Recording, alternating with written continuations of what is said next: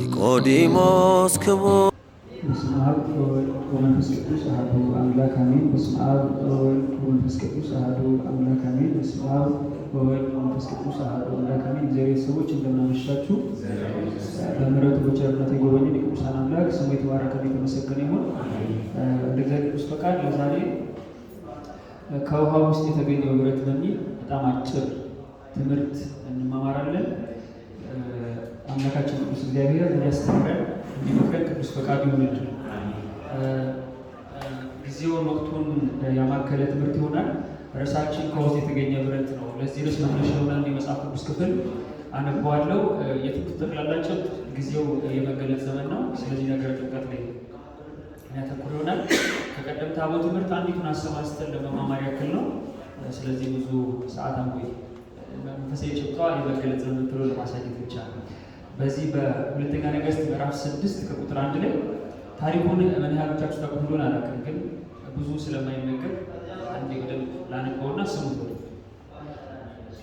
የነቢያት ልጆች ኤልሳዕን እነሆ በፊትህ የምንቀመጥበት ስፍራ ጠቦናል፣ ወደ ዮርዳኖስ እንሂድ፣ ከእኛ እያንዳንዱ ከዚያ ምሰሶ ያምጣ፣ የምንቀመጥበትንም ስፍራ በዚያ እንስራ አሉት። የነቢያት ልጆች ለኤልሳዕ ሄዱት።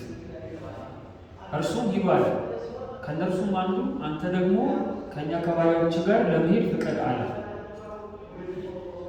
ስለዚህ እንጨት ኮንስትራክሽን ነው ጉዳዩ።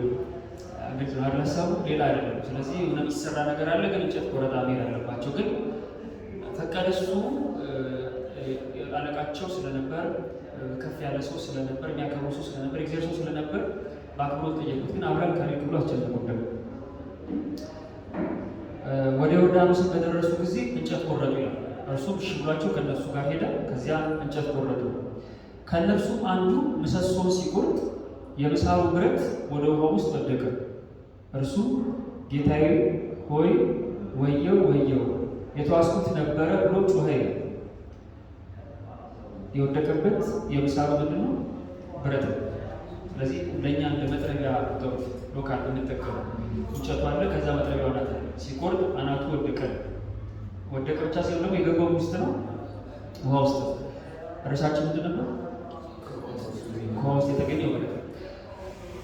እርሱም ጌታ ሆይ ወየው ወየው የተዋስኩት ነበር ብሎ ጮኸ። የእግዚአብሔርም ሰው የወደቀው ወዴት ነው አለ። ስፍራውንም አሳየው። እንጨቱን ቆርጦ በዚያ ጣለው፣ ብረቱም ተንሳፈፈ። እርሱም ይሰደው አለ። እጁን ዘርግቶ ወሰደ ይላል። ስለ ቃል አምላካችን ስም የተባረከና የተመሰገነ ይሁን። ጠቅላላ ታሪኩ ይሄ ነው። በጣም አጭር ታሪክ ነው። ትምህርታችንም እንደ ታሪኩ ነው የሚሆነው። ታሪኩ ብዙ ምስጢር አለ፣ ግን የንባቡን ያህል ነው ትምህርቱን የምናሳጥረው። የሀሳቡ ህንፃ መስራት ተፈልጓል። ትንሽ መቀመጫ ማረፊያ መቀመጫ ነገር መስራት ፈልገዋል። ስለዚህ ሳልጠየቁት አብሯቸው ሄደ። ስራውን እየሰሩት እየጀመሩት እያለ የመጥረቢያው ብረት የምሳሩ ብረት ወደቀ። የወደቀው ውሃ ውስጥ ነበር። በጣም ተጨነቀ። ያ ሰው ተውሽን ያመጣሁት ያው እንደምታውቁት ይህንን ወደኋላ ኤጅ ብንወስደው በዛ ሰዓት እንጨት ካለው ክብር ይልቅ መገመት አይከብድም። ብረት ቤት ተደርጎ ምናምን እንደኛ እንኳን አይደለም፣ እንደኛ እንኳን ዘመናዊ የሆነ ብረት ማቅረጫ ምናምን በዛ ዘመን አንጠብቅ። ስለዚህ ብረትን ዋጋ ከፍ አድርጋችሁ ብትይዩት። ስለዚህ ተጨነቀ በጣም እና ወየው እስኪ እንግዲህ ምን ነፍስ አልጠፋ ነው ምንድነው። ግን ለሱ ያ ብረት ማለት ትልቅ ዋጋ ያለው በቀላል ስለማይገኝ የእግዚአብሔር ሰው ይናይቶ ወደ ወደቀው አለው። ከዛ ግን የእግዚአብሔር ሰው የጣላት እንጨት ናት። ከዛ ግን እንጨቱን ሲጥለው ብረቱ ወጣ። ታሪኩ ይመስላል። አምላካችን ቅዱስ እግዚአብሔር ለቅዱስ ቄርሎስ ለቅዱስ አትናቴዎስ ምስጢሩን እንደገለጸ ለባሪያው ገልጾ ያስተምረን እንዲመክር ቅዱስ ፈቃዱ ይሁንልን። ስለ ቸርነቱ ያስተምረን። የታሪኩ መንፈሳዊ ጭብጥ አሁን እንደው መሰረታዊ የሆነ ሀሳብ ስንመለከተው አንደኛ የእግዚአብሔር ድንቅ ስራ እናይበታለን። ሁለተኛ ከታሪኩ ፍሰት ደግሞ ነቢያት ስማቸው ነቢያት ነው፣ ግን የስጋ ስራ አይሰሩም አንተባለ። አሁን ታምሩን እንተውና መቀመጫቸው ማረፊያቸው ምን ማለት ነበረባቸው? መስራት ነበረባቸው። ይሄ ምን ያሳያል?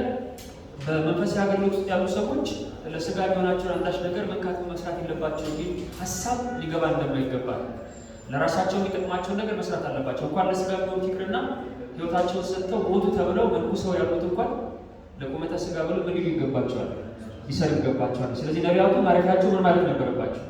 ሰው ይስራል ብለው መጠበቅ የለባቸው። ስለዚህ ለራሳቸው መስራት ነበረባቸው። ይህ አንድ ትልቅ መልዕክት ነው። ከንባቡ ሊትራሊ ቀጥታ ስናነብ የምናገኘው ጭብጥ ነው። ሌላው የሚደንቀው ከዚህ ታሪክ ውስጥ እነዚህ ነቢያት የነቢያት ልጆች ናቸው፣ አገልግሎት ያላቸው ናቸው። ግን አንድን ስራ ለመስራት ያውም እንጨት ለመቁረጥ ኤልሳዕ ሲያስፈቅዱ ደግሞ እናያለን።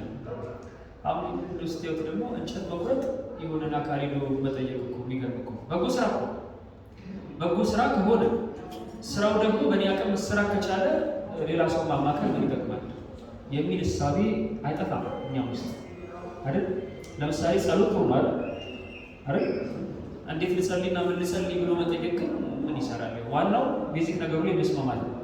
ጠጋቡ ቱቱሩ ካንገለቱ መጠየቅም የለም ከኛ ዘንድ አስፈራሽ ጉዳዩ ጥሩ እስከሆነ ድረስ ጸሎት ነው። ጸሎት ደግሞ ምን ምክር ይፈልጋል?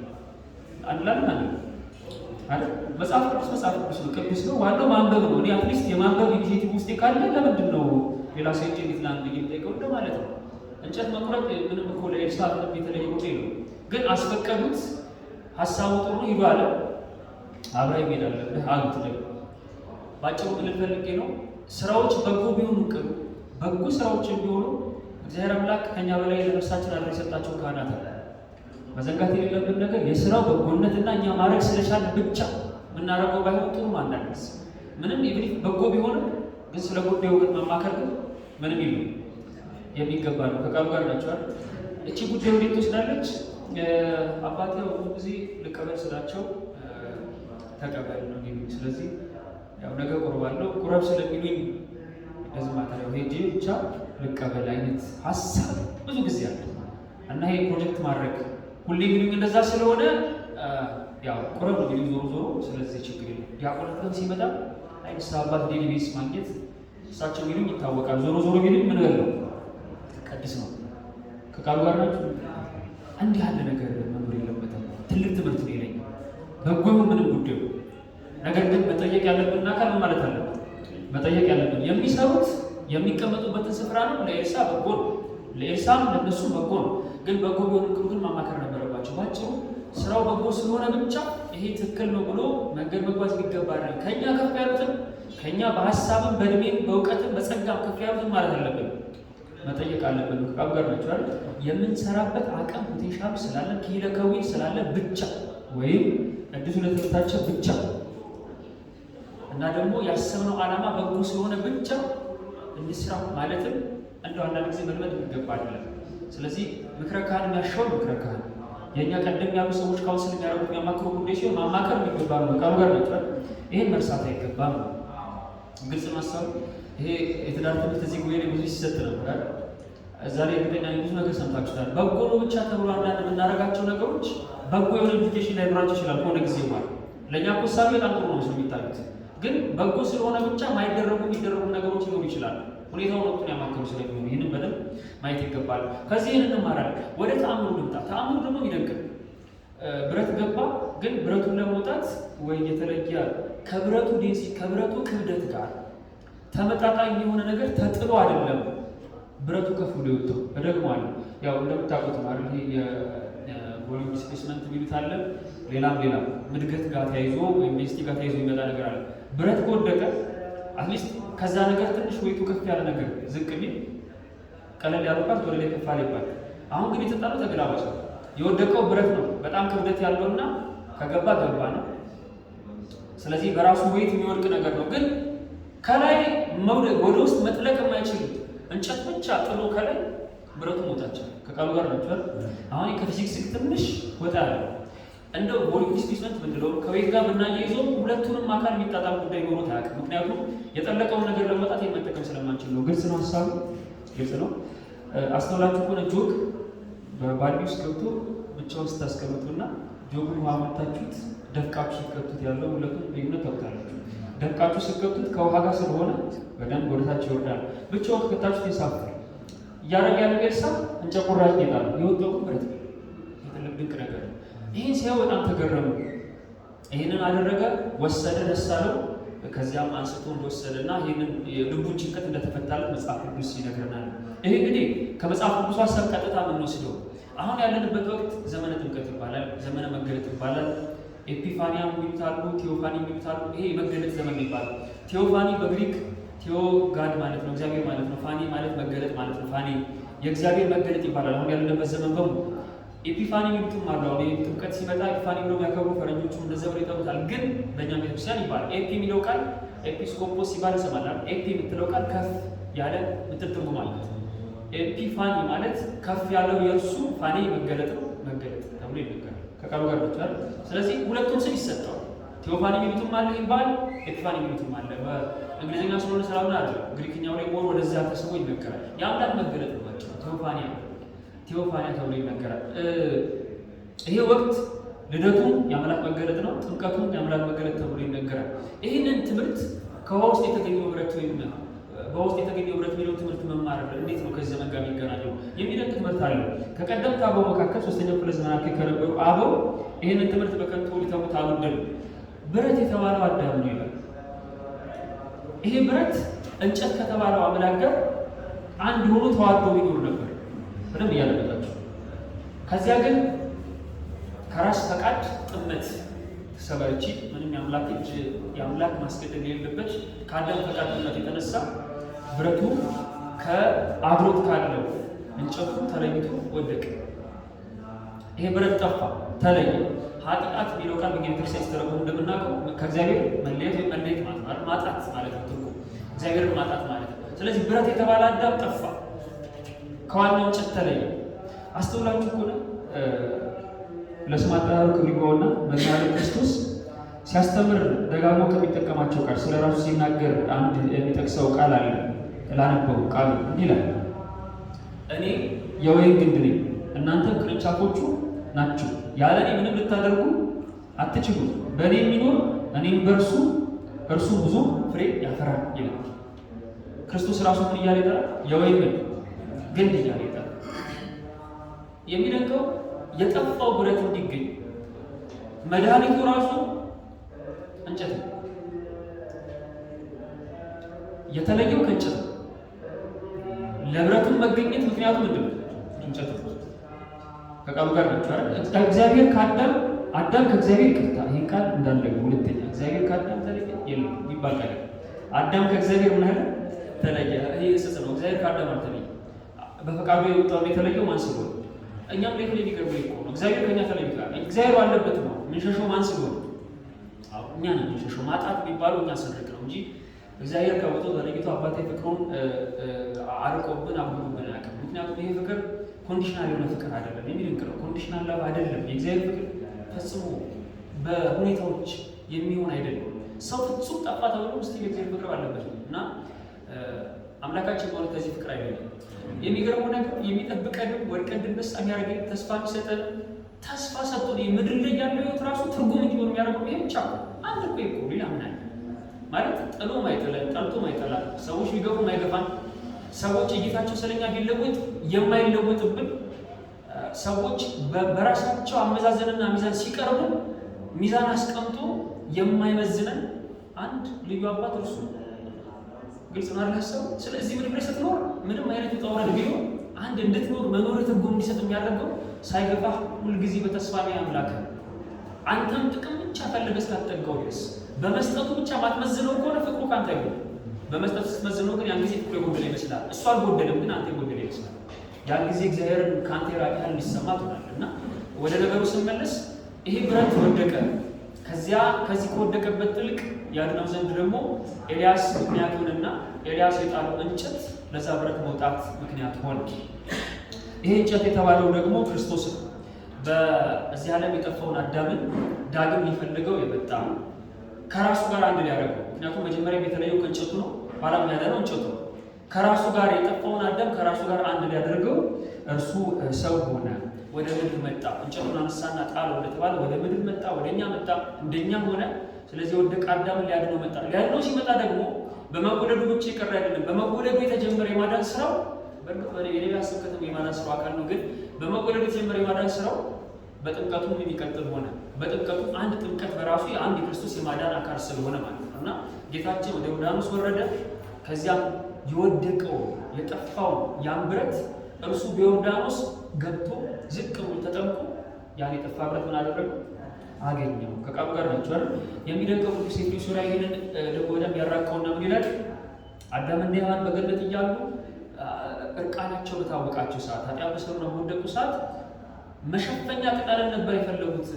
ይሄ ግን አሁን የመጣው መድኃኒት ለአዳም ውድቀትና መጥፋት መሸፈኛ ቅጠልን አይደለም ሊሰጠው የመጣው። ምንድን ነው ሊሰጠው የመጣው ስትሉኝ፣ ራሱን ዝቅ አደረገና ወደ ባህር ገባ። በዮርዳኖስ ዝቅ ብሎ ተገኘ። ዮርዳኖስ ዝቅ ብሎ ሲጠመቅ ከአካሉ ውሃው አርፎበት እርጥበቱ በላይ ሆኖበት ቀና ብሎ ወጣ። አዳም ያጣውን የጸጋ ልጅነት በጥምቀት መለሰለት። ለአዳም የሰጠው ኤክስተርናል ቅጠል አይደለም፣ የሚሸፈን ነገር አይደለም የሰጠው፣ ነገር ግን ያጣውን ልጅነትን በመስጠት እርቃኑ ሸፈንለት ይላል። ከቃሉ ጋር ናቸው።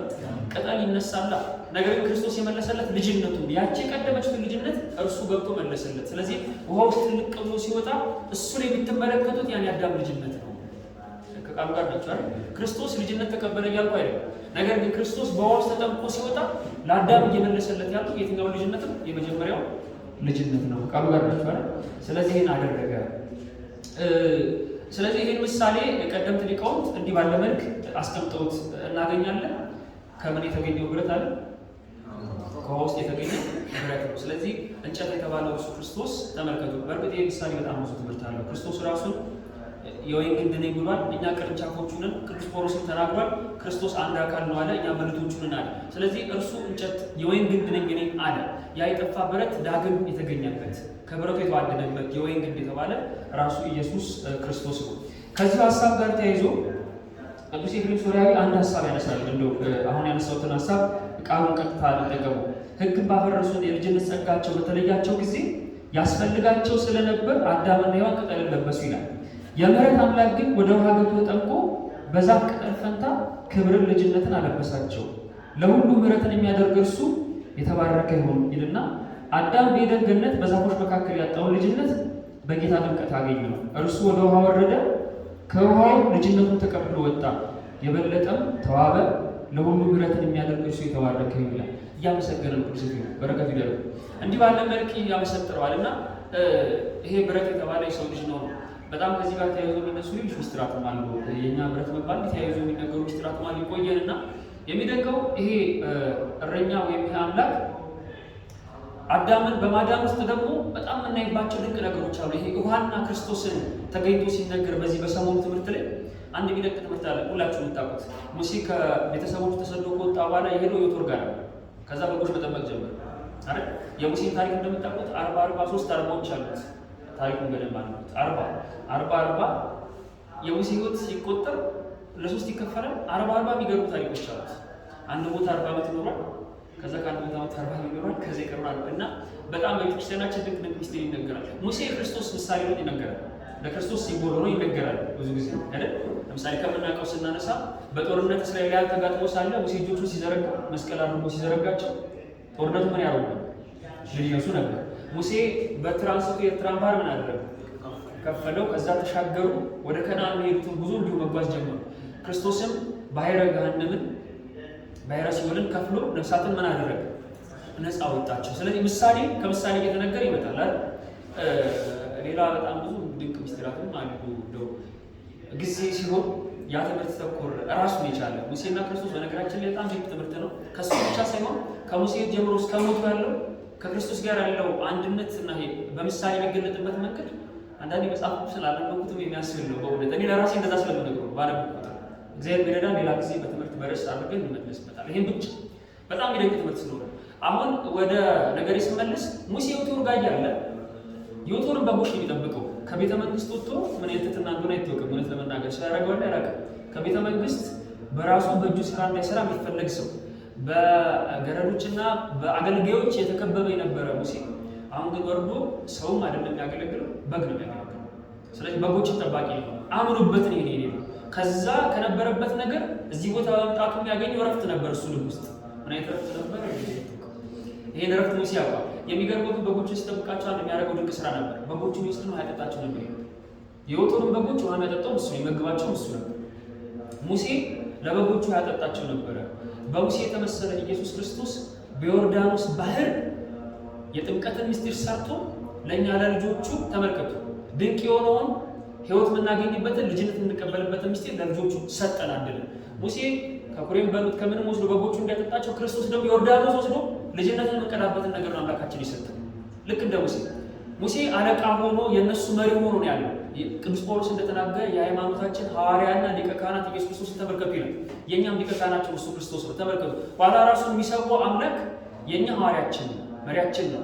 ይሄ ብቻ አይደለም፣ እርሱ እረኛችን ሆኖ እኛ በጎቹ ነን። እኛ በጎቹ ግን እንዲሁ የተሆነ አይደለም። በዮርዳኖስ በሰራው ምስጢር ያረሰረሰን አምላክ ጥምቀት ልጅነት በመስጠት ማለት ነው። ግልጽ ነው አላሳው። ስለዚህ ሊቃውንቱ ይህንን አያልፉትም። ከሙሴም ስራ ጋር የሙሴን ስራም ደግሞ እያነሱ እንዲሁ በምስጢር አንድ አድርገው ይናገሩታል። ለትምህርት መጠቅለያ የመጨረሻ የሚሆነው ሀሳብ እንግዲህ ጥምቀት አምላካችን ምንም አይነት መከፋፈል ሳይሰጥ ዓለም ላይ ያለ ሰው የተባለ በሙሉ ፈቃዱ ከሆነ በእርሱ አምላክነት ካመነ እንዲፈጸምለት የተሰጠ ለዓለም በነፃ የተሰጠ ሀብት። የሚደንቀው ያው አንቲን ካለ ዓለማችን ላይ አንዳንድ ፕሪንሲፕሎች አሉ መሰለኝ በነፃ የተገኘ ነገር ክብር የተሰጠው የሚል እኔ ብዙ አላምንበትም፣ ግን ይሄ ፐርሰናል ኦፒኒየን ነው። በነፃ ሰው ስላገኘ አከብሮ እንዲህ አይነት ነገሮች መንፈሳዊ ቦታ ላይ ባይመጡ በጎ ነው። ምክንያቱም እግዚአብሔር በነፃ ያልሰጠን ነገር የለም ወዳጆች። እስቲ እኔ በስራ ያገኘሁት ሊል ሰው አለ መንፈሳዊ ጸጋ ሊል እንኳን የሚችል ሰው ካለ ያልገባው ነገር ላለ ሲል ሊሆን ይችላል። ምክንያቱም መንፈሳዊ ጸጋ ራሱ ሲሰጠን እንዴት እንደሆነ አናውቅም። ታውቁታላችሁ? አናውቅም።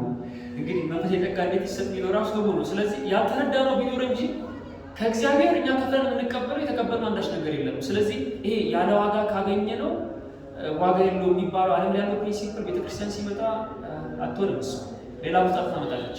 ምክንያቱም ኤቭሪ ነገር የተቀበልነው ድነታችንን የተቀበልነው ያለ ዋጋ ነው እንበልካል። ስለዚህ እዚህ የተሰጠው ሁሉ ያለ ዋጋ ነው። ያለ ዋጋ የተቀበሉት ነገር ዋጋ የለው የሚሰኝ አይችልም። ዋጋ አለው።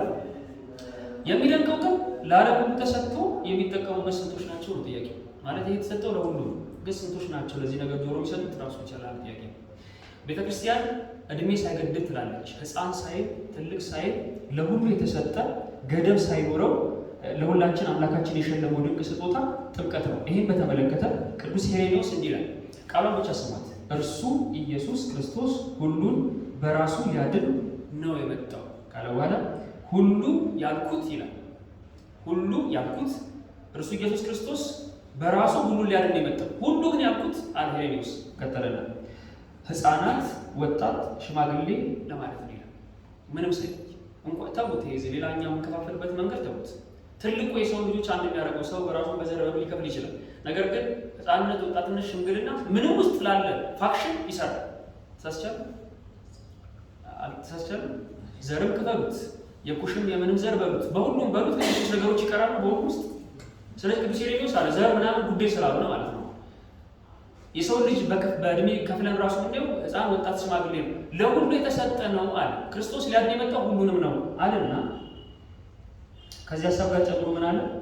ሕፃናቱን ይቀድስ ዘንድ ለሕፃናቱ ሕፃናቱ ነው አልዘለለውም የሕፃንነት ልጅ። ምክንያቱም ሕፃናት አንድ ሕፃን በራሱ የልደት አካል ስለሆነ ሕፃናቱን ሊቀድስ ሕፃኑ ነው። ከዛም ደግሞ ውርዙ ተብሎ ወጣት ሆኖ ነበር። ተመልከቱ አይደለ? ሕፃን ሆኖ ሽማግሌዎች ማር ተገኝቶ ደግሞ ሽማግሌ ነው እስኪሉ ድረስ ደግሞ ያደርሳቸው ነበር። የሚደንቅ ነው ትምህርቱ ራሱ የሚደንቅ ነው። የበሰለ ሰው ሊናገር የማይችለው ነው ደግሞ ያሳያቸው ነበረ እና ሕፃናቱን ይቀድስ ዘንድ ለሕፃናቱ ሕፃኑ ነው እውነትን በመንገር ብቻ ሳይሆን ለሁሉም እንደርሱ በመግለጥ በሁሉም ነገር ፍጹም መምህር ሆነ ነው። ስለዚህ ክርስቶስ ተመልከቱ እዚህ ምድር ላይ ሲመጣ ጥምቀትን ሲሰጥ ሕፃን፣ ወጣት፣ ሽማግሌ ያለ ለሁሉ የተሰጠ ትልቅ ጸጋ ነው። ቤተክርስቲያን ይሄን ጸጋ አክብራ እንዴ መጽሐፍ ቅዱስ እኮ ፈርዘር ሚል ካለ እኮ ዮሐንስ ራእይ ስናነብ እኮ በሰማይ ይዘምራሉ ተብሎ ከተነገረን መካከል እንግዲህ መጽሐፍ ቅዱስ የሚነግረን ነው ነገራችሁ። በሰማይ ቀና ብለን ስናይ ይዘምራሉ ተብሎ ከተናገሩ መካከል እነማን ናቸው? 144,000 ሕፃናት ታረ ታነብላችሁ መሰለኝ እስቲ ስለዚህ የተባለው በደንብ ስማቶች። ከዛ ምን እንድትሰማችሁ ትነግሩኛላችሁ። ዮሐንስ የገለጠበትን መንገድ ጥቅሱን ታውቁታላችሁ፣ ሀሳቡን ሰምታችሁታል። ግን የተገለጠበትን ብቻ አንድ ወይ እንድታዩት ነው። እንዲህ ይላል፣ በዙፋኑ ፊት በአራቱ እንስሶችና በሽማግሌዎቹ ፊት አዲስ ቅኔ ዘመሩ። ከምድርም ከተዋጁት ከ144,000 በቀር ያን ቅኔ ሊማር ለማንም አልተቻለው። ያን ቅኔ መስማት እንኳን የሚችሉት ከምድር የተዋጁ ስንቶቹ ብቻ ናቸው? 144,000 ብቻ ናቸው። እነዚህ ህፃናት ወይም ደግሞ እነዚህ በሄሮድስ ዘመን የጠፉ ህፃናት የከበሩበት መክበር የተለየ ነው። ኢቭን ሌላ ሰው እንኳን ያን ቅኔ ምን ሊል አይችልም። ጉዳዮች አይደለም። ተመልከቱ፣ እግዚአብሔር ካከበረ አከበረ። ህፃናትንም እንዲላሉ ትልቅ ክብር ሰጥቷቸዋል። ለሌሎች አልተሰጠ። ያን ቅኔ ግን እነሱ ብቻ የሚማሩት ሆኖ ያለ በሰማይ ያለ ምስጢር አለ። መልካም እንግዲህ እግዚአብሔር ህፃናትን እንዲህ ባለ መልክ ዮሐንስ ላይ 14:3 ላይ ይገኛል። ካከበረ ቤተ ክርስቲያን ለህፃናት ጥምቀትን ማድረጓ ሊጠየቅ የሚገባ አይደለም። ተመልከቱ፣ እንኳን በዚህ በሰማይ እንኳን ሌሎች የማይረዱትን ቅኔ እንኳን ይሰጣቸው ዘንድ የታመነ አምላክ ሆኖ ተገኝቷል። ቃሉ ጋር ናቸው አይደል? ወጣት ሰማዕታት አሉ፣ ብዙ ሰማዕታት ነበሩ። ለእነዚህ 144,000 ለተዋጁት ግን ሌላ ሰው ቅኔ ሊማር የማይችለው እነሱ ብቻ የሚያውቁትን እንኳን ምስጢር ይገልጥላቸው ዘንድ አምላካችን ሰጥቷቸዋል። ስለዚህ ህፃናትን እንዲህ ባለ መልክ አክብሯቸዋለሁ። ቤተ ክርስቲያን ይህን ይዛ ከልጅነት ጀምራ ህፃናትን ለመንፈሳዊ ምስጢር ታበቃቸዋለች። ጥምቀት መግቢያ በር ነው፣ በሩን ትከፍታለች። የተጠመቀ ሰው ጨረሰ ማለት አይደለም፣ ጀመረ ነው ገና። ይህን የመዳን በር ከፍታ ትሰጣቸዋለች ቤተክርስቲያን የምታስተምረው ይስሉ። ስለዚህ በዚህ በር ህፃናት እንዲገቡ ቤተክርስቲያናችን ታዛለች። እንደው ምሳሌ ለመስጠት የኮምፓራቲቭ አናሊሲስ እንስራ። በብሉይ ኪዳን እግዚአብሔር አንድ ያዘው ትእዛዝ ነበረ፣ በጣም የሚደንቅ ትእዛዝ፣ ሁላችን የምናውቀው ትእዛዝ። ይህን ትእዛዝ የሚያውቅ ሰው የለም? እንደምን አመሻችሁ። እንዲህ ይላል የኦሪት ዘፍጥረት ምዕራፍ 17 ቁጥር 10 ላይ ኦሪት ዘፍጥረት ምዕራፍ 17 ቁጥር 10 ላይ እንዲህ ይላል። ቃሉን በደንብ ስሙት። በእኔና በአንተ መካከል ከአንተም በኋላ በዘር መካከል የምትጠብቁት ቃል ኪዳኔ ይህ ነው። ከእናንተ ወንዱ ሁሉ ይገረዝ፣ የቁልፈታችሁን ሥጋ ትገረዛላችሁ። በእኔና በእናንተ መካከል ላለው ቃል ኪዳን ምልክት ይሆናል። የ8 ቀን ልጅ ይገረዝ፣ በቤት የተወለደ ወይም ከዘራችሁ አይደለ፣ በብርም ከእንግዳ ሰው የተገዛ ወንዱ በትውልዳችሁ ይገረዝ አላቸው። ችግር የለም፣ ስለ ወጣቶቹ ይሰማሉ፣ ብዙም አልደነቀንም። ግን የ8 ቀን ህፃን ምን ይበል ያለ ትእዛዝ። አሁን እኮ እስራኤላውያን እንግዲህ ብሉይ ኪዳን ያለ ነው ወዳጆቼ።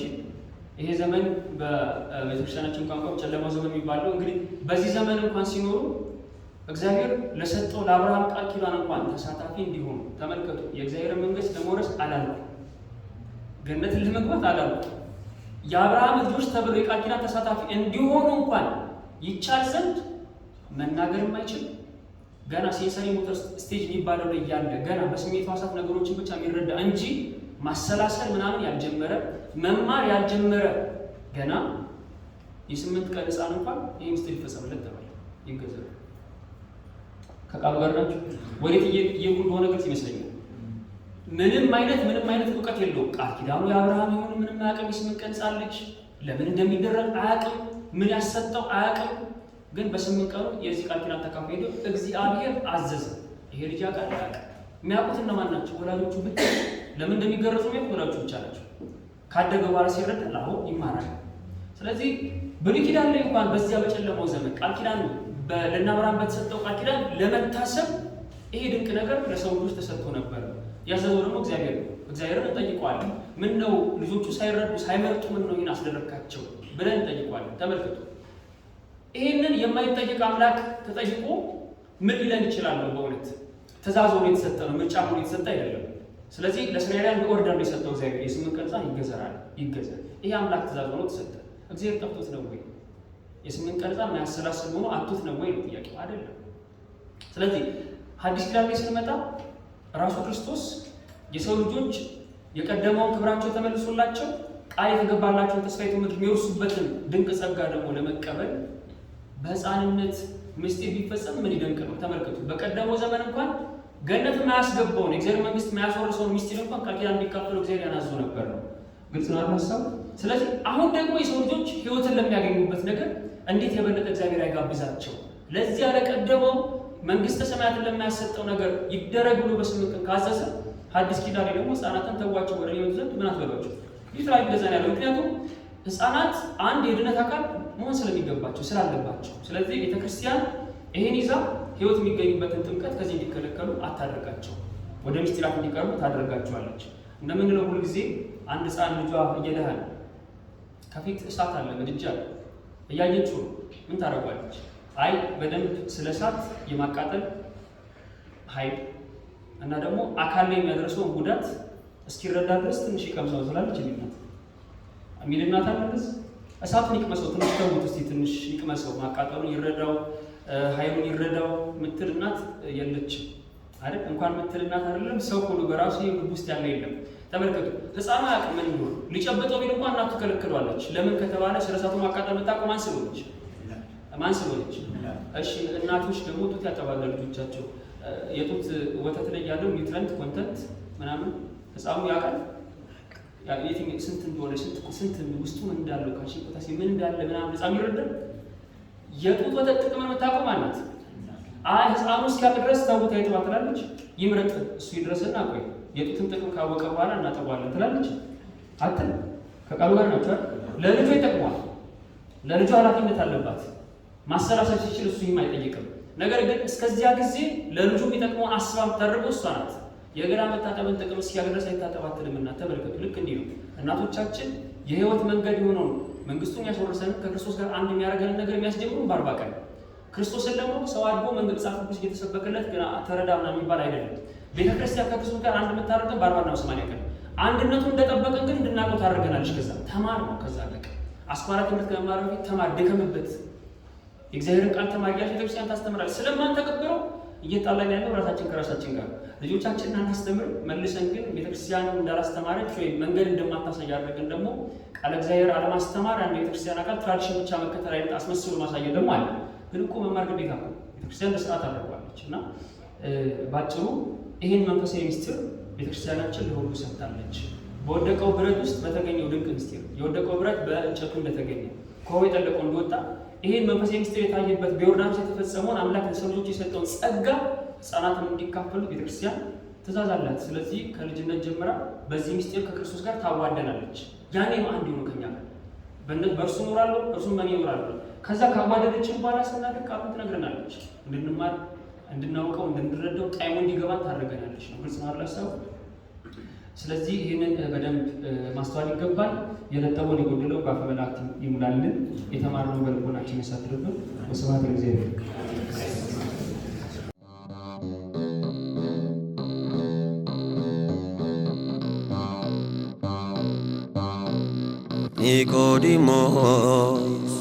ኒቆዲሞስ ክቡር